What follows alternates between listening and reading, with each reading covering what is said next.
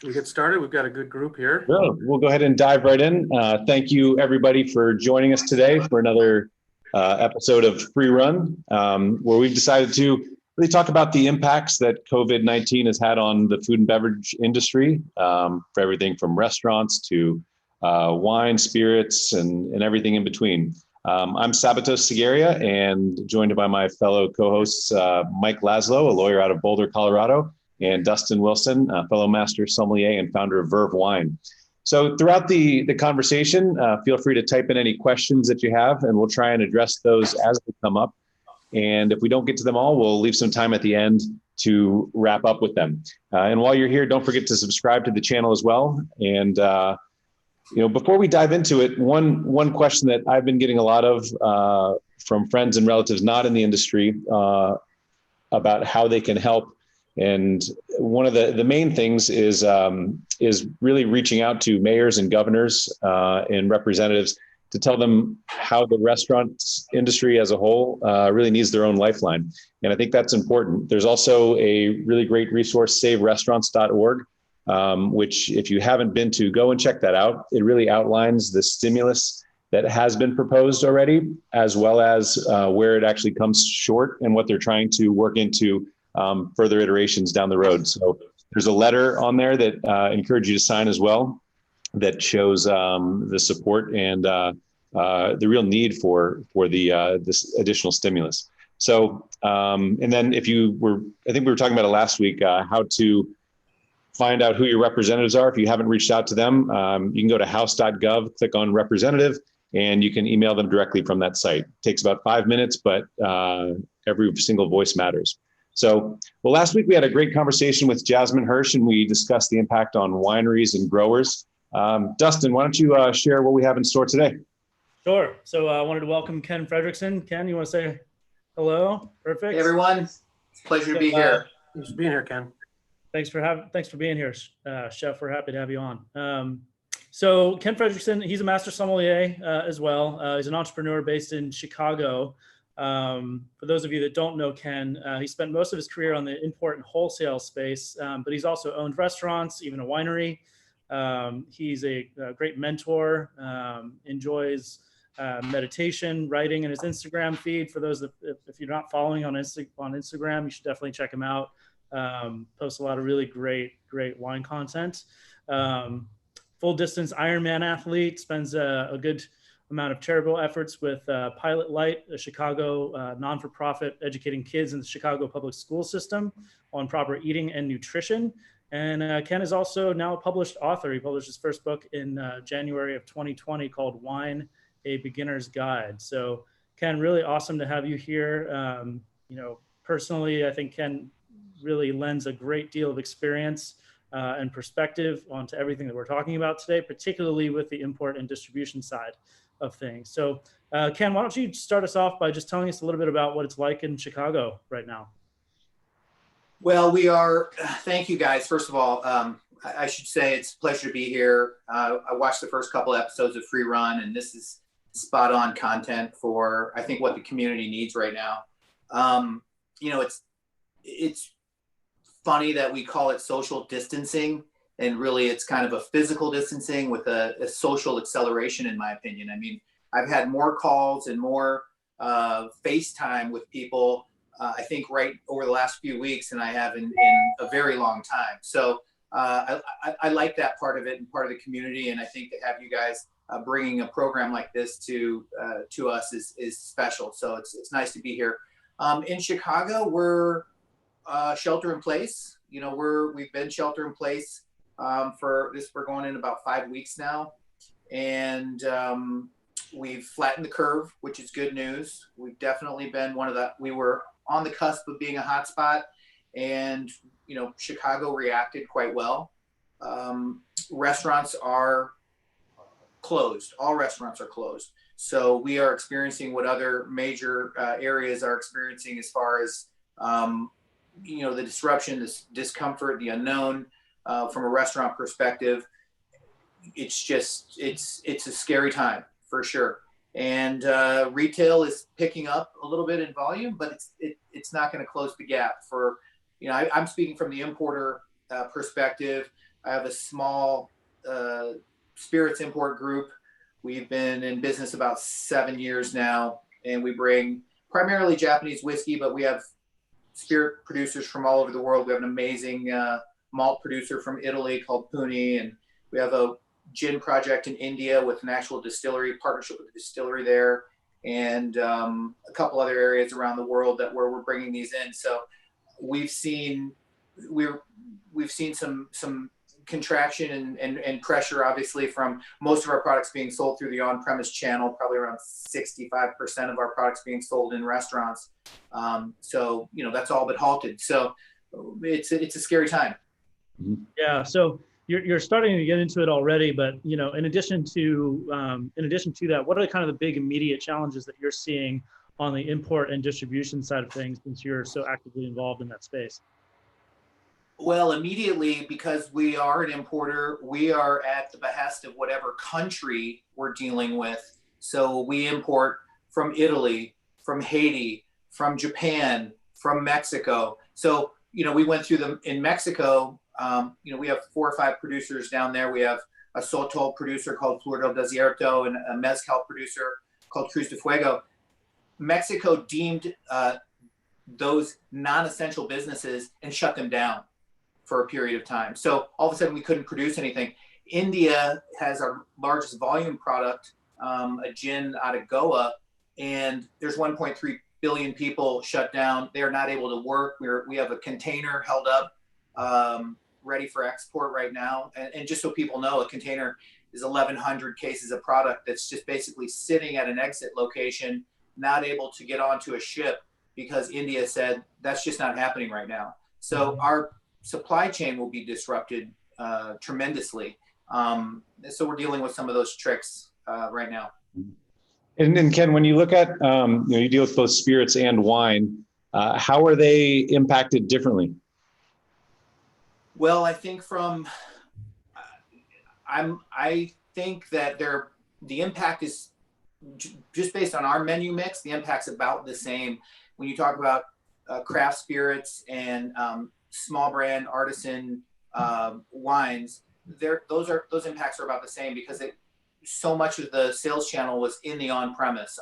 So when that channel stopped, that was a big disruptor. Now, when you start to talk about what's happening for some of the retail components, it gets a little more complicated for craft spirits because the consumer, what we've seen so far in the first 5 weeks of this, is the consumer is confident in what they already know. So they're buying products that they're familiar with, right? So instead of maybe going out and grabbing our Indian gin, which retails at $24.99, they're going to grab Beefeater because they know Beefeater. So we're seeing some of that slow down actually as we start to pull data up from some of those retailers. So I think we're roughly in the same boat as a lot of these small wine producers. And on that note, going right to consumers, as wholesalers and importers, generally the one tier, wholesalers specifically, the one tier of the system that doesn't go right to consumers. How are you seeing an opportunity there, or how are you dealing with that? A lot of smaller wholesalers I know of aren't able to do anything to touch consumers at this point. You're exactly right, Mike. I'll be very honest. So I've been in wholesale most of my life. I left a company that I founded called Tenzing Wine and Spirits here in the Illinois market. I left there in March, so a few weeks back, essentially. And one of the biggest challenges that I've seen in the wholesale space is also an opportunity. The challenge is how do you talk to the consumer, because you're really dependent on a retailer. So if everybody was like Verve, it'd be great because Verve has good information and tells stories and engages with customers. But that's not how it always is. And that, as a matter of fact, it's quite the opposite. And so how do you connect with a consumer? That's really key.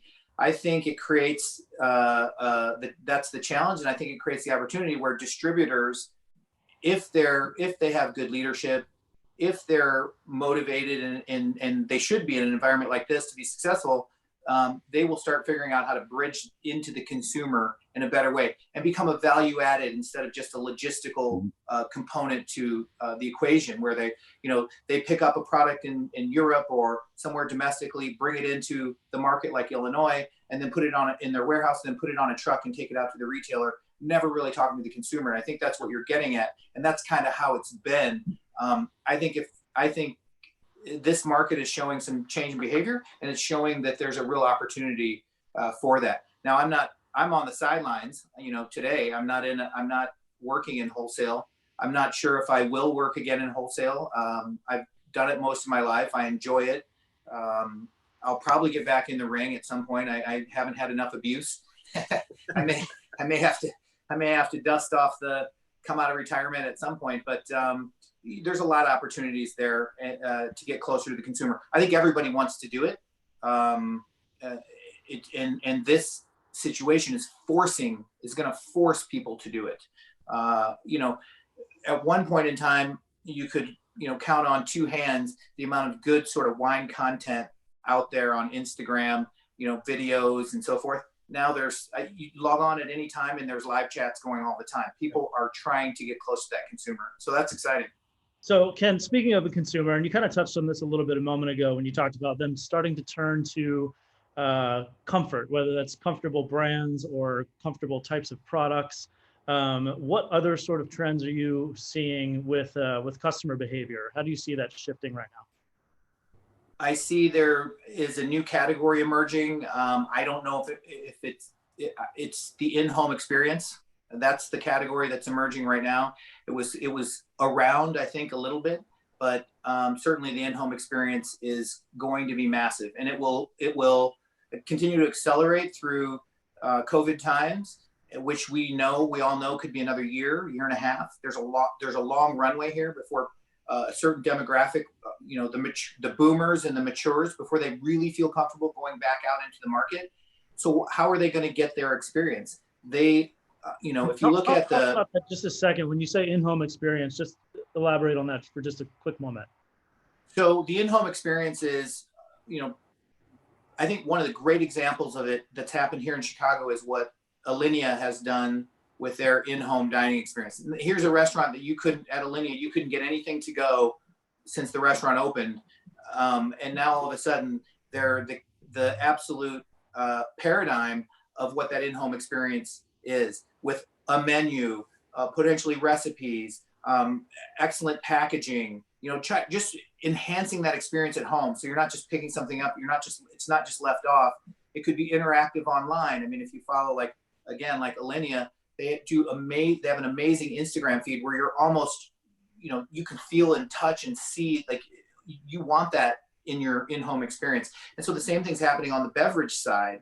So if someone's willing to pick a recipe out of a cookbook and order 6 to 10 ingredients to make it, they're certainly willing to order a couple wines to blind taste, or to order, bitters and other mixers and adjunct items for a cocktail, and learn how to prepare a cocktail, that cocktail that they used to have at the bar. So that's where I think we're going to see a real enhancement to that in-home experience. And I think it'll stick around a while. Yeah, so do you see that playing out kind of once this is all passed? Do you really think this will continue and will be a good stream of potential revenues and customer acquisition for companies coming out of this? When we talked about, when we had that brief talk a couple of days ago, when we just talked about like kind of what the thoughts were around where opportunities exist, the in-home experience, I believe, is massive for beverage professionals. It will stick around, and it'll be places like things that people aren't thinking about right now. It'll be a Nordstrom. It'll be selling bar shakers and cooking materials, and looking for experts and professionals to continue to enhance that part of it. And a lot of what we're concerned about here is what's going to sell the wine and what's going to sell the spirits. And I think it's going to take that engagement and be able to show it all the way through the process to what it's like when you actually consume it at home. I've followed so many recipes in the last 5 weeks. I mean, I have cookbooks everywhere, and I got YouTube up, and I'm following, yesterday, Easter was carrot margaritas, and I, followed a recipe right off YouTube, so that's what people are going to be looking for. Yeah.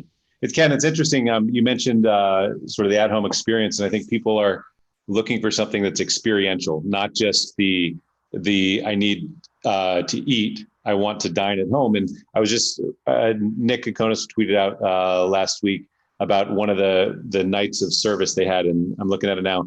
They did 1,200 covers to go. And of that, 10% of the people went with a beverage pairing. And whether that's ordering bottles of wine or whether it's the cocktails. And so it shows you that they want to be able to entertain at home. And I think we're enabling them. And if you can do that through education, if you can do that through experiences and those little hospitality touches that can transcend the four walls of your restaurant, I think that's how you really can lean into this and make long-term guests of these habits. Yeah, I think what you'll see is an actual full shift where restaurateurs have looked at the takeout as a little gravy, a little extra sauce.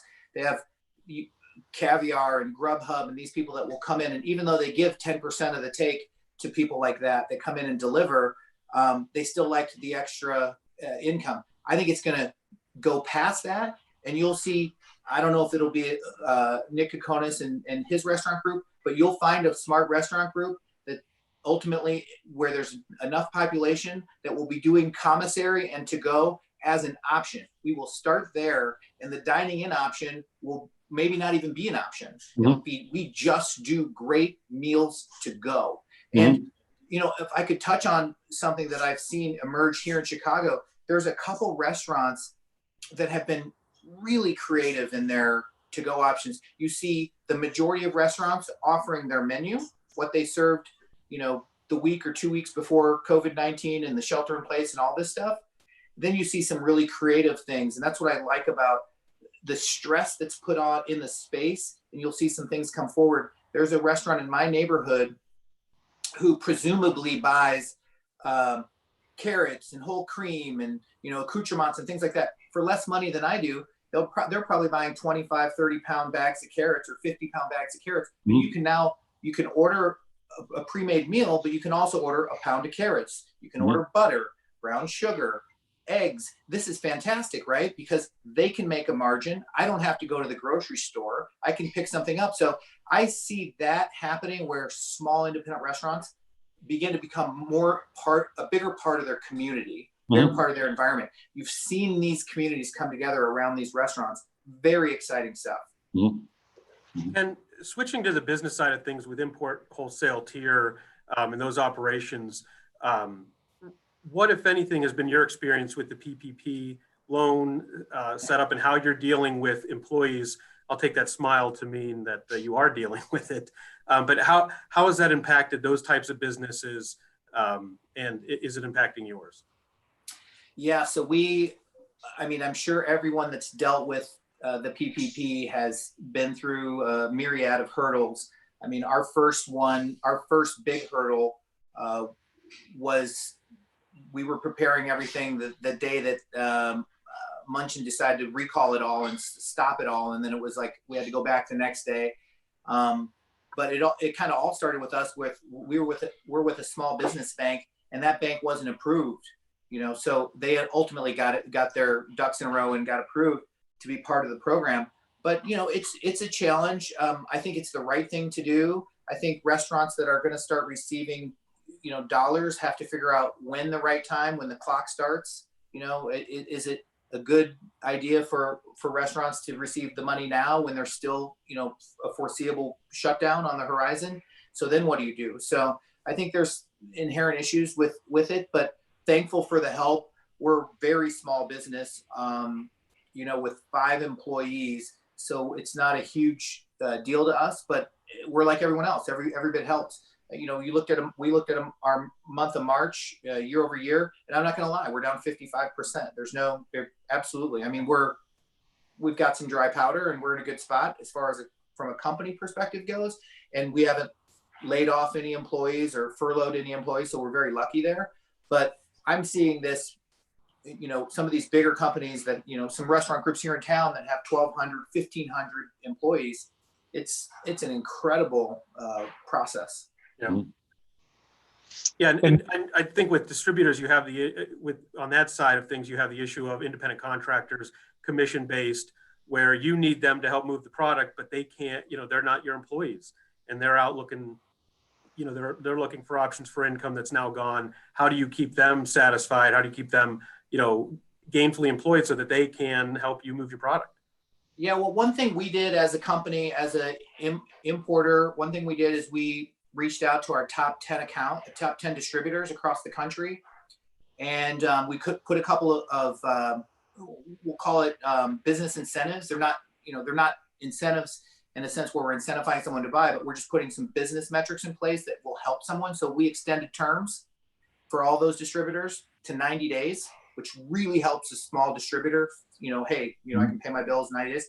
And then we also put some programming in place based on actual distributor sales to get us back up the priority chain, where we're offering a percentage of whatever the restaurant sells back to the actual salespeople as an incentive. So, for instance, we sell into a distributor in Illinois, and we're offering kind of a collective team program where they can get a bigger commission. Mike, essentially, is what we're saying. Over the next couple of months, we'll give you a bigger commission, because what does that do? That really helps motivate. It helps people that, especially when it's shared, because you have, I think you might've been alluding to, you have sales routes where, one of our guys in Illinois has 200 accounts and 195 of them are restaurants, so now he only has 5 accounts, right? So that's a problem. And so how do you get those people to come together? I think you just have to be creative, figure out what kind of resources you have and that you can deploy. And believe me, now's the time to have conversations. I'm kind of rambling on, but every distributor wants to have a conversation right now. They're all looking for solution-based stuff. Yeah. And kind of building on that, Ken, if you're looking through it, what are some other ways that distributors can stay nimble and adapt? I mean, this is changing week to week, day by day, whether it's sales mix or channels or the team. What are some words of wisdom that you would put out there? Well, absolutely. You should have been looking at this carefully over the last few years anyway, but looking at the retail channel, it's no joke. I mean, there's been amazing independent retailers, and this is not a plug for Dustin and Verve, but there's a lot of them. I mean, Dustin has competitors out there, people that are doing good. We have a great shop in town called Perman's, which is all about the customer experience. So for distributors, you need to be looking at these channels and figuring out how you can add value to these channels, these retail channels, because they're not going to go away. And distributors have been historically an extension of the supplier. And if you went up and down the Napa Valley and Sonoma and talked to all these small wine producers, they're all going to tell you they want their wine and their brand built in a restaurant. That's where they want it to be. That's where they wanted it to be. And that's just not how it should be today. I mean, one of the guys that moved the fastest off of restaurant that I saw was Paul Roberts at Colgan. Years ago, he said, I want a portion, and I won't tell you what percentage, but I want a portion of our wines shown to great retailers and available in with great retail. And that's an important part of the equation now. So you have some people that are sitting there with 95% of all their sales into restaurants. With they don't have the traditional retail component in place, and that's going to be a challenge. What about training? Is there anything or getting the message out there with the teams? Is there anything new that evolves, or how you would look to shift that now that we're remote, everyone's remote and everyone's working virtually? Yeah, I see. Again, I think right now what we see is we see more white noise than anything. It's a very crowded and clouded space. We've talked to many of our distributors. I had a note from one of our distributors today asking for, just do a 60-second video of yourself and a product and things like that. So people are looking, and I think it's the right thing to do, because if you don't do anything, you're going to be paralyzed. But I don't think we know yet what ultimately will be the best way to train. But I mean, without a doubt, this online education tool, being able to, to talk about distributors, it's a dinosaur business, really it is. I mean, this is the type of industry, and I'm sure a lot of distributors are, I'll probably get texts and emails after this, but the fact of the matter is that they're happy to put a product in their warehouse and just ship it out. Now they're going to have to add value. You're going to have to also understand that people can be effective working from home, that they don't have to be, in the office and, these kinds of things, and be able to share and communicate information in different ways. It's just changing so fast.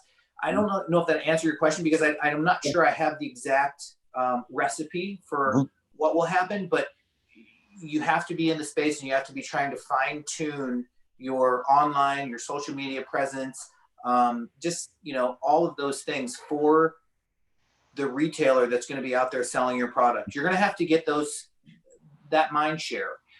For us, the biggest retailer in Illinois is Binny's Beverage Depot. They have like 38 stores. Incredible retailer. The stores are clean. They're well merchandised and so forth. Every time you go into one of the stores, there's 6 to 10 people on the floor answering questions. So how do you connect with them? How are distributors going to connect with them? How will they teach them? How will they influence them? So they're giving more information to the consumer about your products. It's going to get real competitive right there, extremely competitive. And I think also on the restaurant side, there's value in that and how you could repurpose that same content, because if you look at restaurants doing more with less and, training and the number of people they're going to have to onboard, if you can provide them with that content and be able to help augment that instead of one person just standing up and talking at people, I think that's something that would be value add too, that can add to the experience rather than just ordering off a sheet and making it a transaction. And I think you're right. And you're touching on something that's really critical and something that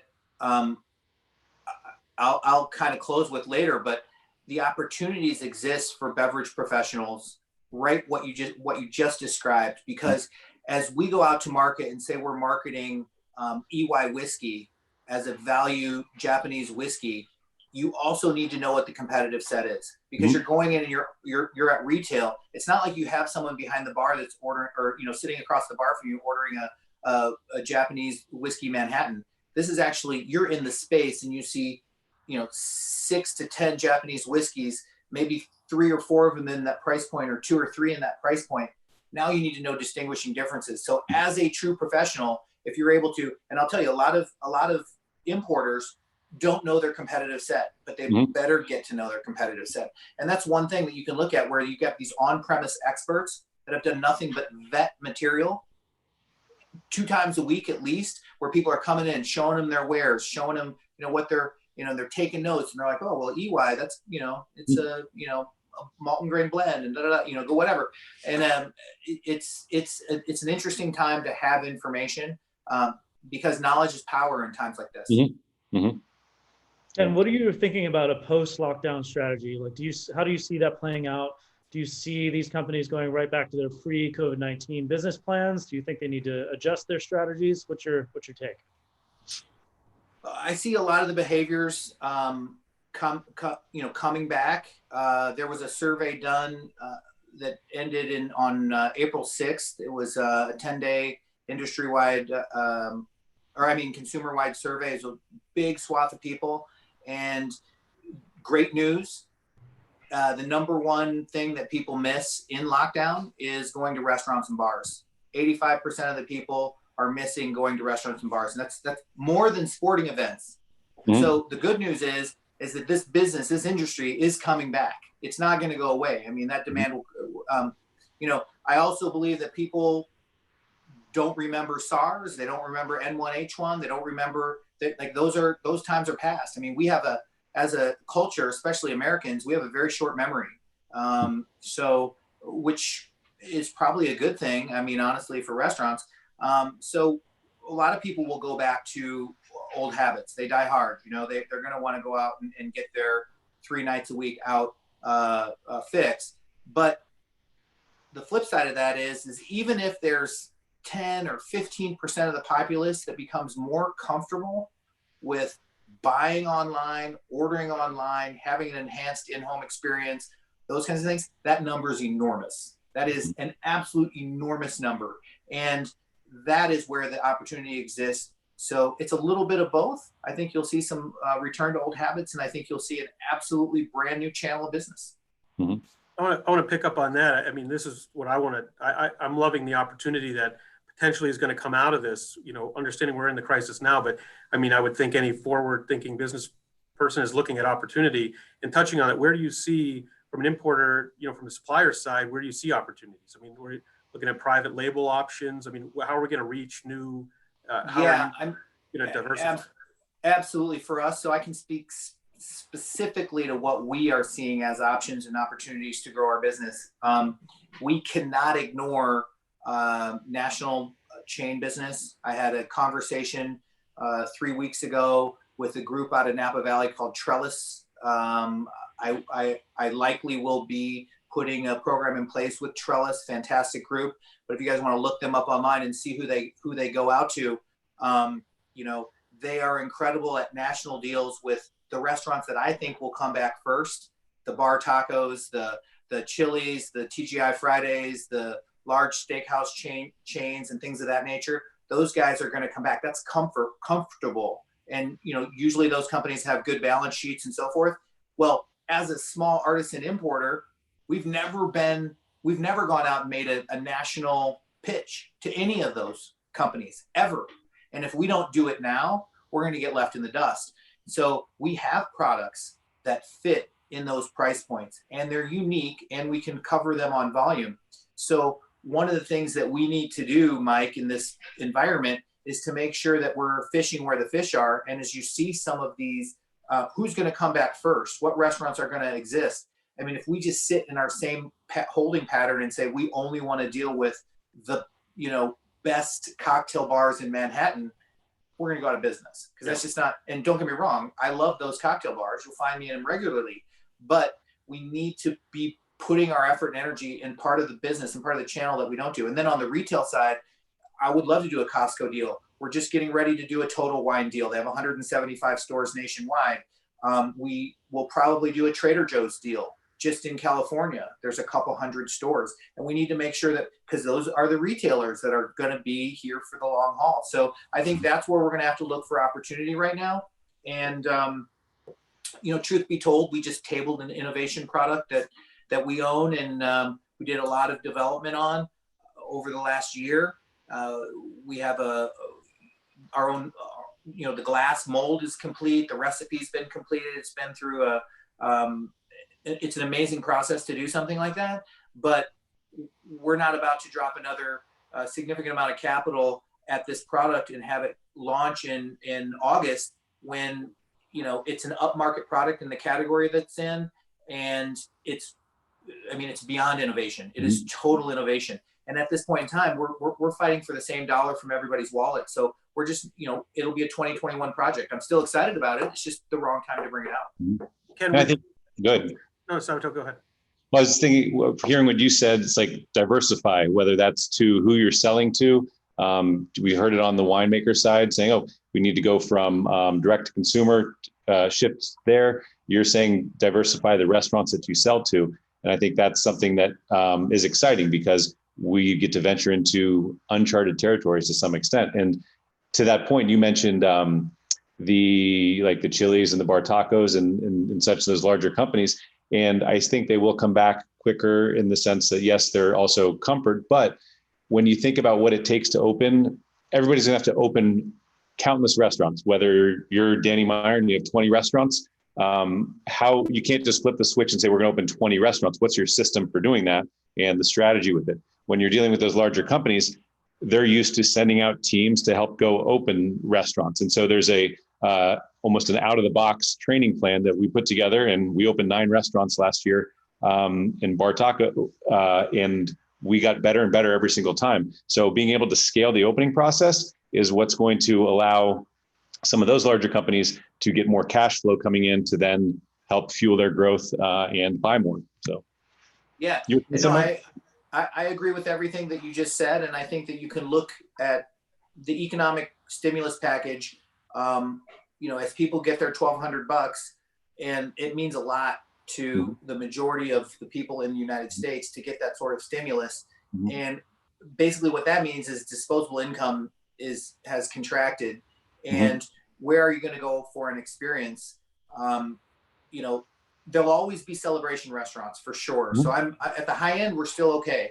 At the at the entry or more approachable level, I think you'll see a pretty robust. I think things will start to come back fast. And then in the middle, it's going to take a while for those restaurants to shake out. It's going to be great operators. It's going to be a unique experience. Those kinds of things that happen. But there's some people that are going to be caught in the middle on the restaurant side that are going to be in trouble. Yeah. And what I wanted to ask about you had mentioned different accounts, Trader Joe's, new opportunities there. And I'm wondering, is the product you're offering changing and evolving as well? RTDs going right to the consumer, versus just one bottle of wine. Do we have now, I think a lot of people are drinking cocktails these days and realized, oh, geez, I can mix these things at home and actually make it. Is there new product opportunities that you're seeing? Yeah, well, the one really core sort of fundamental principle that I've been trying to drive with our team is that do not lose sight of the pre-coronavirus trends, because they were happening for a reason. So low ABV, alternative packaging, health conscious, pre-made cocktails, those kinds of things, those trends were happening. Very, very small in the big picture. They've all been accelerated. So for us, it's taking some time during maybe what might be a little slower or less time on the road, traveling, those kinds of things, and spending some time developing into those particular opportunities. So for sure, we have 2 canned cocktails coming out, in the next 120 days. That's about as fast as you can get something like that done from start to finish. We've moved off of a luxury tequila product that we have in our portfolio and moved into a canned tequila cocktail. So yes, you have to be able to shift. I think the word pivot's a little overused. We don't want to lose sight of what our core business has been. And we love to tell brand stories. We have real, we have a there, I like to say. I mean, we have real people, real producers. We still have to, our job is still to tell their story and bring their products to market. But they're amenable. Now's the time to have a conversation with these people. And you would be very surprised to see what people are willing to do in times like this in order to remain relevant. Mm-hmm. And Ken, you have a unique vantage point. I mean, you've worked throughout your career on the restaurant side, making wine, making spirits, selling it, importing it. If you're speaking to restaurateurs or buyers in restaurants, how should they be strategizing their buying when they emerge from this, and then once they get up and running? Well, I think what we're seeing people that are much smarter than me, I think what they're saying is there will be a trade down. There will be, it's just going to be a fact of life. People will spend a little less. So I think we'll see smaller restaurant lists, more concise inventory for a period of time, which just sucks for me because I love going out to a restaurant and, digging deep into a cool, clever cellar. On those lines, we've seen several groups come forward to help restaurants move inventory to cash, basically. That's a fancy way for saying, having a restaurant take all their collectibles or some of their rare and collectible wines and move it into the auction market to get some cash back. I think that's probably a smart move for a lot of people. When there's time to buy again, it'll happen, but the time's probably not right now. So I think you just have to be careful, creative. I had this conversation with one of the small shops that's a restaurant and a retailer here in the neighborhood that I'm in. I've bought quite a few things from, and it's just being able to offer a little bit more of a selection, for that in-home experience for the time being. So. So Ken, kind of leading into that, coming from the retail side of things, as a buyer and our relationship with the importer or distributor from the wholesale standpoint, obviously we've been very lucky a lot of us have been able to stay in business. How do we kind of how should we be looking at our relationships with the wholesalers and maybe maximizing, or getting to a good place with the relationship between retail and wholesale right now? Well, I mean, I think just to talk a little bit about what the previous environment was. So for 10 years in Illinois, I sold Colgan and Soldera and Domaine de la Romani Conti, and you know, the list goes on. Amazing allocated wines that were all for restaurants, essentially, all really pushed towards the restaurant channel. And I'd hear it all the time from retailers, like, what's wrong with me? Why don't I get, you know, why can't I get some of that wine? And now it's changed, right? I mean, I think that's kind of what you're alluding to. I mean, I think that your position at the table is definitely different, and it will remain that way. I do not think that will go away. Yeah, I think we've become kind of a lifeline for the wholesalers at this point, because they don't have that channel to move product anymore. So, you know, it's a balancing act, right? It's like we want to make sure that this relationship is solidified, so that when we do all come out of this, that we're all in a good place. So it'll be interesting to see, I think, you know, how that pans out. Yeah, I think now's the time for retailers, small and large retailers alike, to, you know, make sure that they always have a seat at the table. We're looking at it from a production perspective. We're looking at trying to figure out what the best approach is to long-term contracts, because we're willing to put some more skin in the game as well, and make sure that we're picking up volumes and inventory. The spirits business is quite different than the wine business, though. I want to make sure that, you know, we talk about that. I mean, I surely wouldn't be going long on a challenging vintage from Burgundy or something like that. But, you know, I mean, there's definitely opportunities from the buy side, and absolutely make sure that when it comes back around, you want to make sure that those distributors are remembering, like you said, I mean, it is a bit of a lifeline at the moment. Yeah, Ken, you know, or really to everybody here, I mean, food and beverage world is such an amazing ecosystem, and I maybe I'm in a unique position. I represent wineries, breweries, distilleries, and wholesalers and retailers at kind of at all levels, and I see how everybody works together. And I don't know that all consumers really see that.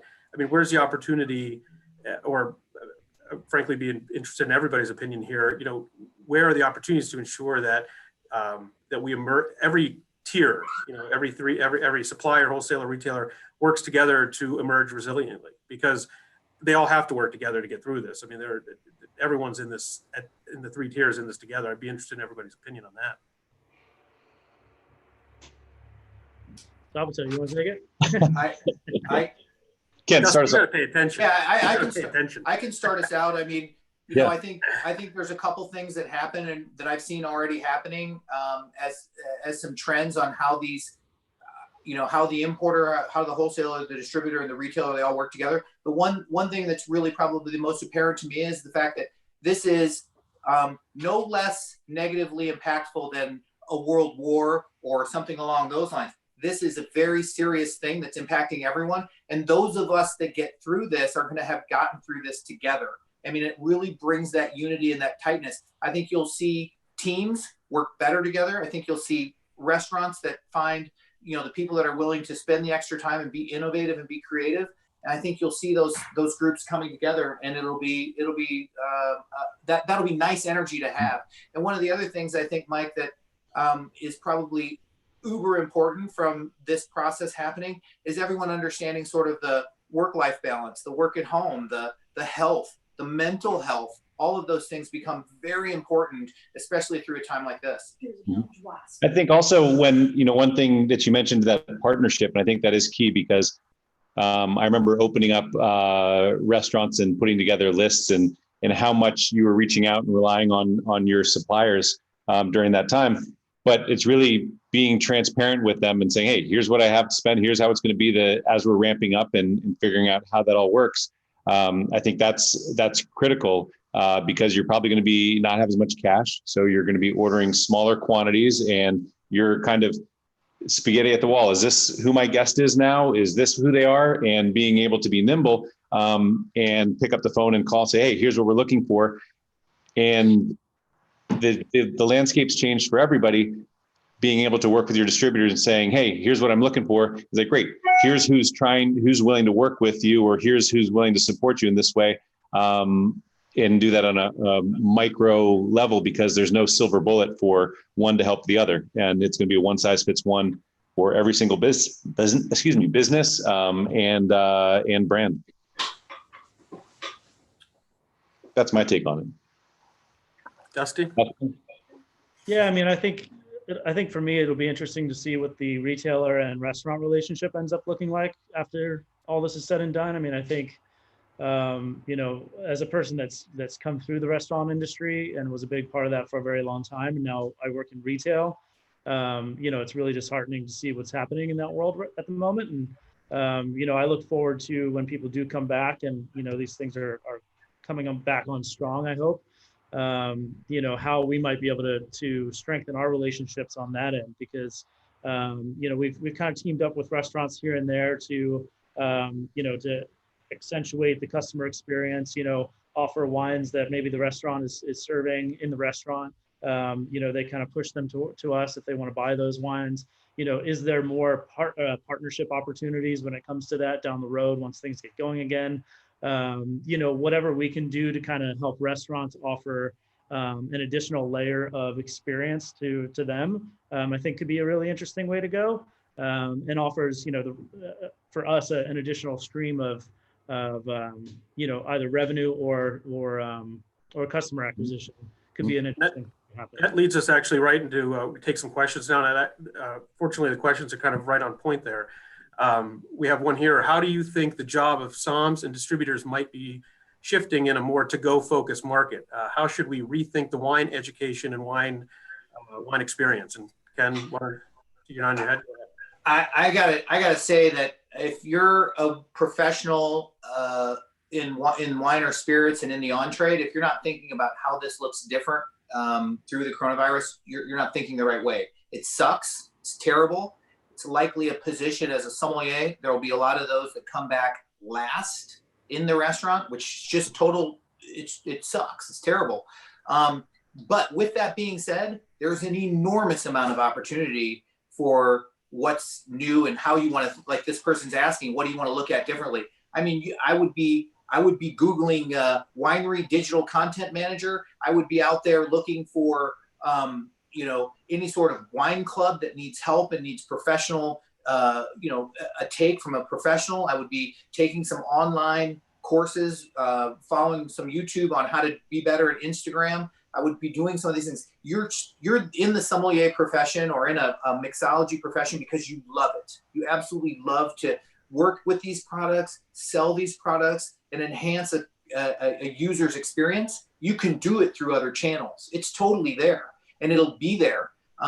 We're going to be down on consumption for sure. You can't make up a rainy day, a snow day. I mean, people have been locked inside. This will be tough ground to make up, is from a total consumption perspective. But we'll be back to the consumption relatively quickly before we're back to where the channels of consumption happened, right? And we may never get back to those channels, but the actual consumption will come back. People, it's proven, people are still drinking a lot, and that's good news. So I would just be looking at how I look at it. If I was a sommelier or mixologist and a professional in the industry right now, would be very important, and I'd be making sure I was doing it with a good advisor or two. I think in times like this, everyone needs to talk. That's why I love Freerun. I love the show. I think times like this, it's nice to have some outside opinion. It's really hard when you're on the inside of the storm to see the edge and where it's clear and bright. So bouncing things off.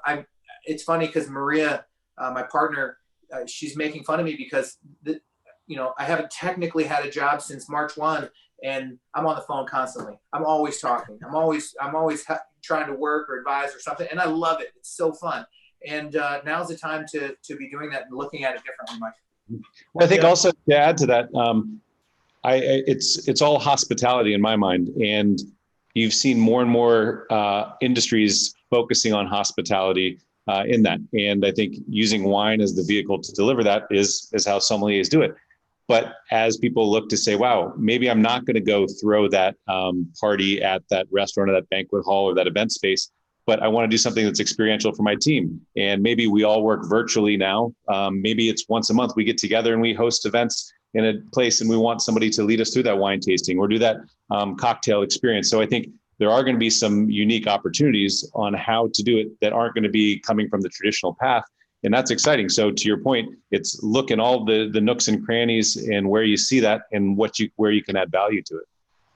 Yeah, I think one of the biggest things that you mentioned, Ken, that people really need to think about if you're a sommelier right now is recognize that your job might not come back quickly.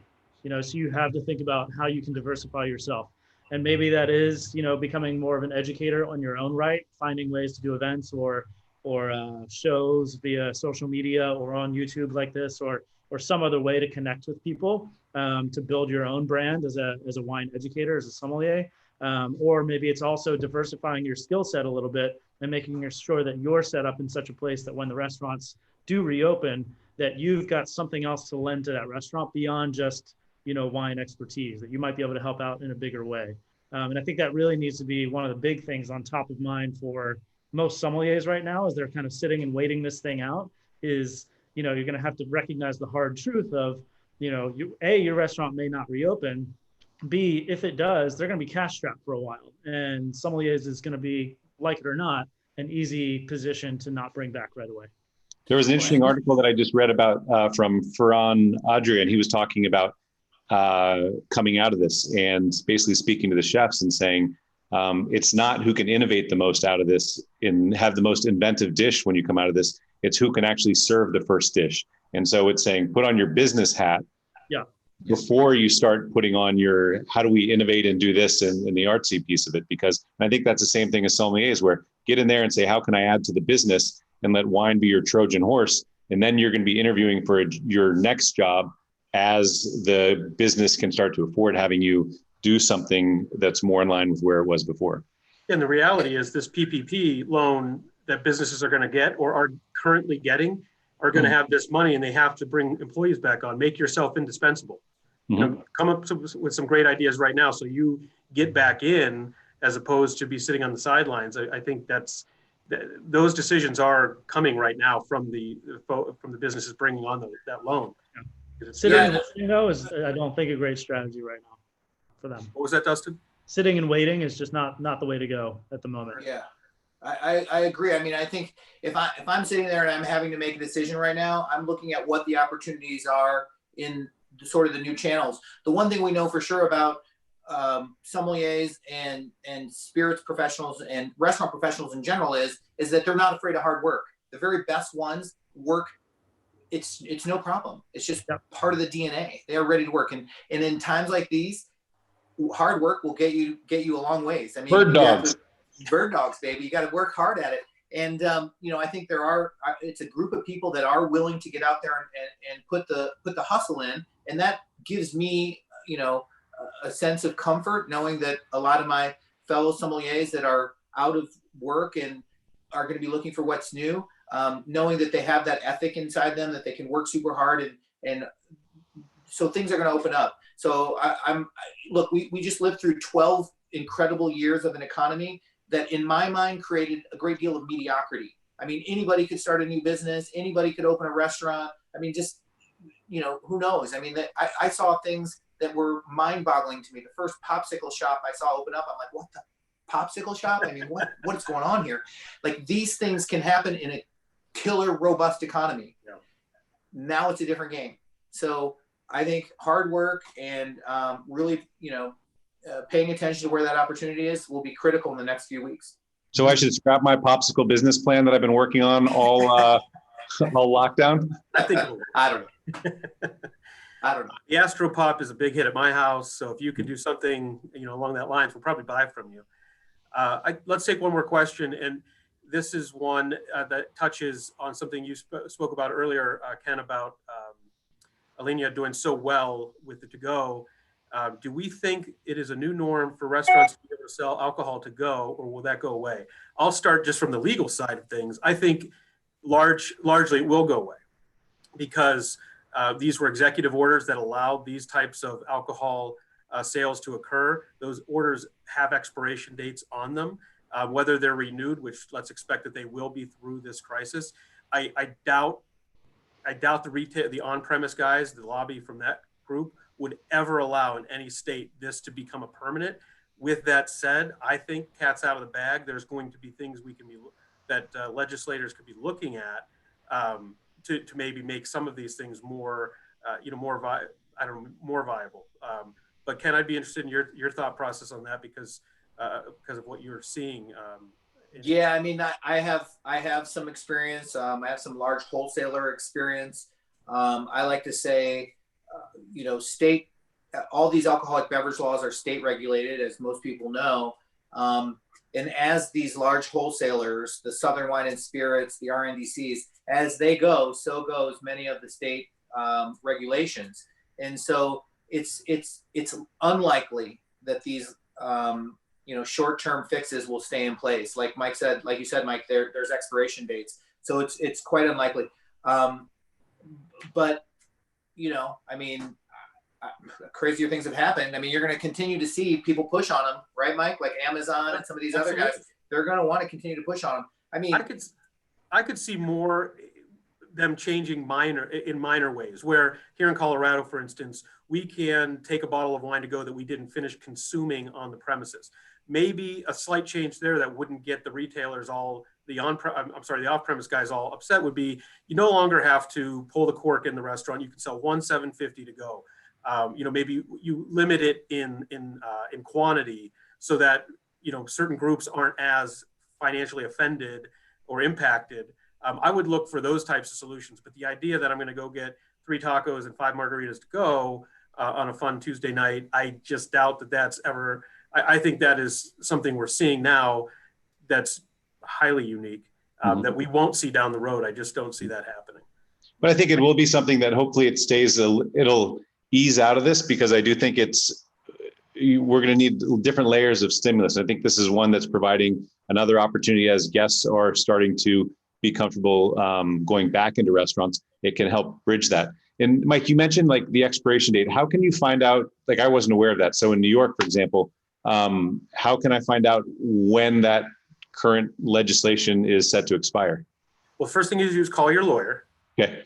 He'll explain it. Or read the order, which likely has the expiration date in the order, probably close to the signature block, frankly. And these are orders. If you haven't seen them, I'll send them over to you. They look like they're on a letterhead. Here in Colorado, Polis puts them on what appears to be, his letterhead, and it just walks through the whereases, and this is why we're doing it. Here's what we're doing. Here's when it expires, and he puts, he signs on top of that. So, I'm sorry, just below that. So it should be in the order itself, or it would certainly be in the rules that come from that order. So we in fact have had a few. I think think of the stay-at-home orders. Those are executive orders made by the governors, and some of them have already expired and have been re-upped or have been extended by amendment to the original executive order. So they're in the orders themselves. You could just probably do a Google search and find them quickly. I got to think guests also reaching out and telling people how much that makes their life better is also a win, and to help kind of nudge it from the guest standpoint. Yeah. Yeah. Well, that's the time we have for today. And Ken, I want to thank you so much for joining us. This has been just a great conversation, and I've learned a lot, and I've talking to you over the last few days, and I think today's conversation has just been great. I want to thank everybody for tuning in. This has been a great success because of all of you, and we hope that we're providing a valuable conversation. We ask that you subscribe to the YouTube channel and send us offline any of your questions. And if you have further questions for Ken, I'm sure we can get those to him. I'm sure he'd respond to you. He's been a great part of this process this week. But again, subscribe, tell your friends, and come back. But most importantly, right now, as we get through this, stay safe. We're not through it yet. I think everyone's wearing down. I know I'm wearing down completely. There's my bald spot. But I can help you guys. Be like you guys soon. But stay safe, please, everybody. And remember, this is also, while this is live now, it sits and lives on the channel, so you can send it out and share it with your friends. But again, thanks, everybody. Thank you, Mike. Thanks, Ken. Thanks, Bye, Mike. guys. Thank you so much. Thanks, everybody. Okay.